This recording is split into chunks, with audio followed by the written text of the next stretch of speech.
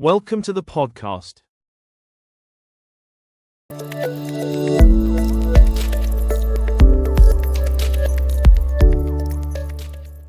Hello everyone and welcome to another episode of the British Accent Podcast. I'm Emily and as always I'm here with Nick. Today we're going to talk about something that British people love to talk about. The weather. It might sound like a simple topic, but if you've ever visited the UK you'll know that weather is almost a national obsession. That's right, Emily. Talking about the weather isn't just small talk here, it's part of daily life. It's how we start conversations, break awkward silences, or even show politeness. You can be at a bus stop, in a shop, or meeting someone new, and chances are, someone will say something like, "Lovely day, isn't it?" or "Terrible rain today." It's almost like a universal social code. Exactly, it's such a natural part of communication. And for English learners, it's actually a great topic to practice because it's easy, friendly, and useful in almost any situation. You can start a conversation simply by saying something like, "It's quite chilly this morning, isn't it?" Or, "I didn't expect it to be this sunny today." It's polite, it's safe, and it's something everyone can relate to. Yes, and what's interesting is how many different expressions we use to describe the weather. For example, we don't just say, "It's raining." We might say, "It's pouring down," or "It's chucking it down." That last one is a very British informal phrase that means it's raining very heavily. I love that one. And another expression I often hear is, "It's spitting." That means it's only raining a little bit. Not enough to open an umbrella, but enough to feel a few drops. British people have so many creative ways of describing rain, which makes sense since we get so much of it. True, rain is almost a symbol of Britain, isn't it? But we also have days when the weather changes 5 times before lunch. It can be sunny, then cloudy, then raining, and then sunny again.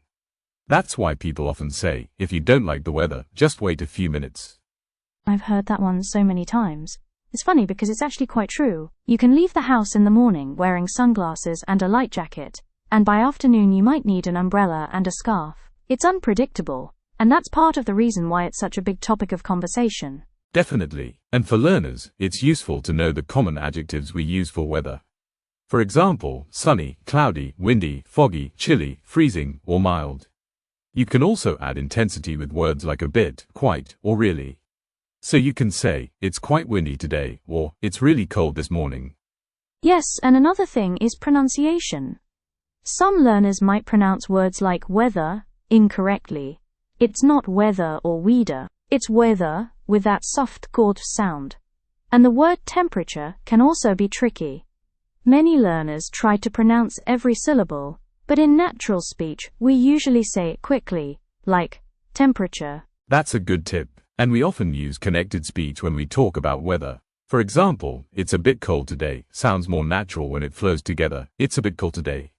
Listening to native speakers talk about the weather is a great way to catch that rhythm and tone. Right. And something else learners might notice is how we use weather idioms. We have so many. For example, to feel under the weather means to feel a bit ill or tired. Or to be on cloud 9 means to be extremely happy. We even say, "Every cloud has a silver lining," meaning that even bad situations can have something positive in them. Those idioms are really useful because they show how language and culture connect. The British weather is unpredictable, but it also inspires expressions about life. Like, "It never rains but it pours," meaning when one bad thing happens, often more follow. You can see how much the weather influences the way we think and speak. Yes, and that's why talking about weather is more than just small talk. It's cultural. When someone in Britain comments on the weather, they might not really care about whether it's raining or not. They might just be trying to be polite or friendly. It's a safe way to start a conversation without being too personal. And that's something learners can use too. If you're not sure how to start a conversation in English, especially with strangers, mentioning the weather is always a good idea. You could say, "It's quite warm for October, isn't it?" Or, "I can't believe how cold it's getting already." It's simple but effective. Exactly. And remember, the way people respond can also tell you something about British politeness. Even if the weather is terrible, people might say something like, "It's not too bad," or "Could be worse." We often avoid being too negative. It's part of the social charm. I think that's true. We like to sound calm and balanced about everything, even when it's raining non-stop for days. Talking about the weather lets people connect without any pressure. It's a small topic with a big role in daily communication. Absolutely. And that's what makes it such a great starting point for English learners. Simple vocabulary, polite tone, and easy conversation flow. Plus, you can practice all kinds of tenses with weather sentences. It's sunny today. It was raining yesterday. It might snow tomorrow.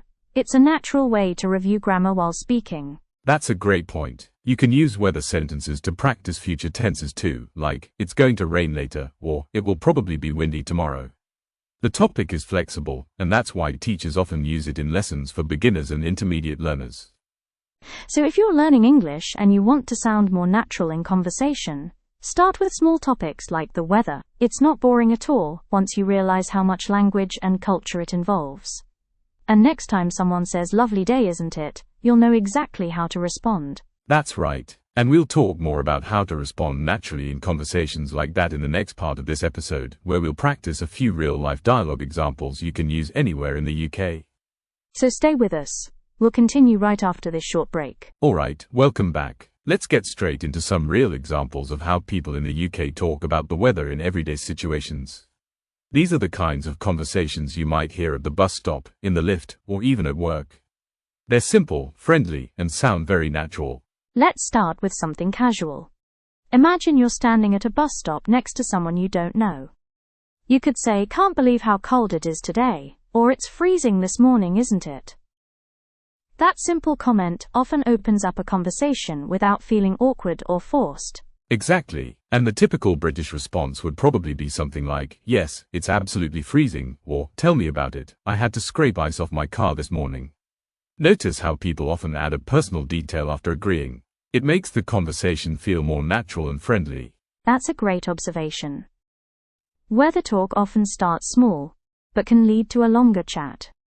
For example, after that you might continue with, "Looks like it might snow later," and then the other person could reply, "I hope not, the roads were bad enough last week." Suddenly, you're having a proper conversation just from one little comment about the temperature. It's such an easy, natural way to connect. And for learners, it's a great confidence builder because there's no right or wrong opinion about the weather, it's just how it feels to you. You don't need deep vocabulary or complicated grammar, just simple, polite phrases. Right, and it's also interesting how people talk about the weather depending on the season. For example, in winter people often say things like, "It's bitterly cold today," or "It's frosty out there." But in summer you might hear, "It's boiling," "It's scorching," or "I can't believe how hot it is." And British people love to complain about both extremes. Too cold or too hot, there's always something to talk about. That's so true. And even when it's mild, we still find something to say. For instance, "It's quite mild for this time of year," or "At least it's dry today." That last one, "at least it's dry," is a very British expression. It shows that we try to look on the bright side, even when the sky is grey.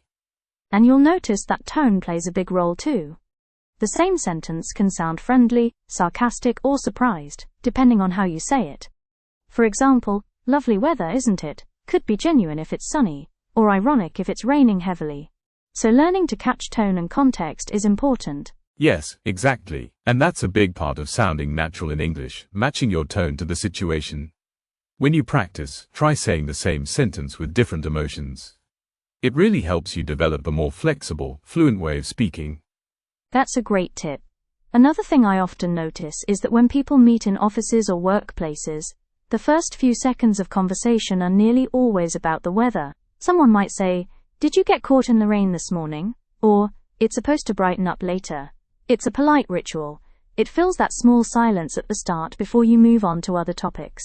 Yes, it's like a warm-up for social interaction. Even if you've known someone for years, you might still start with, "Morning. Bit chilly today, isn't it?" It's light, it's neutral, and it helps people ease into conversation. And for English learners, using that kind of opener is a fantastic way to sound more natural and confident in daily life. I completely agree. Let's also mention a few vocabulary terms that learners might not know, but will hear often in weather reports or conversations. For example, drizzle means very light rain. Showers means short periods of rain that come and go.